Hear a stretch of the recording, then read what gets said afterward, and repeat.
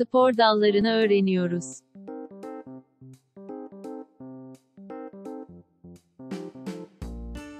Kayak,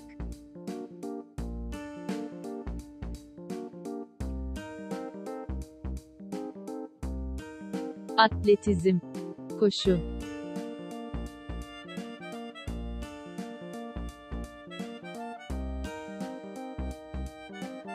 buz pateni,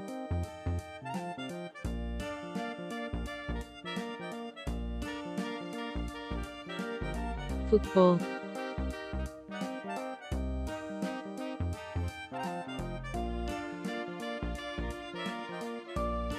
kürek çekme,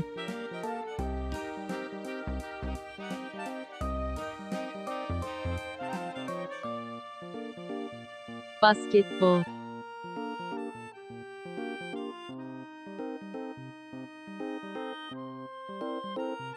bisiklete binme,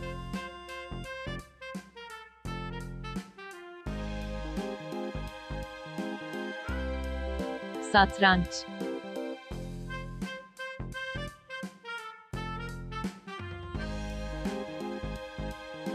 tenis,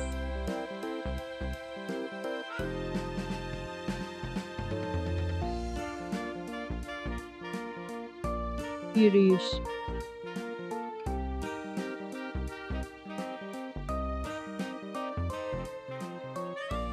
buz hokeyi,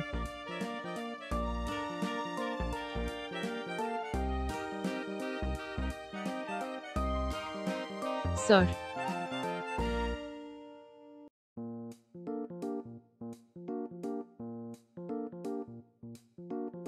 araba yarışı,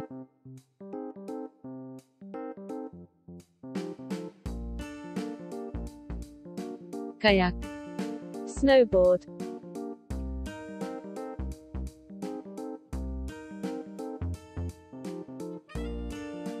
binicilik,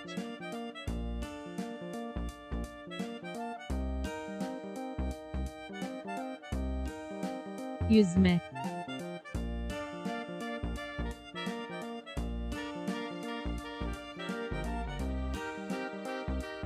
kaykay. Hoşça kalın.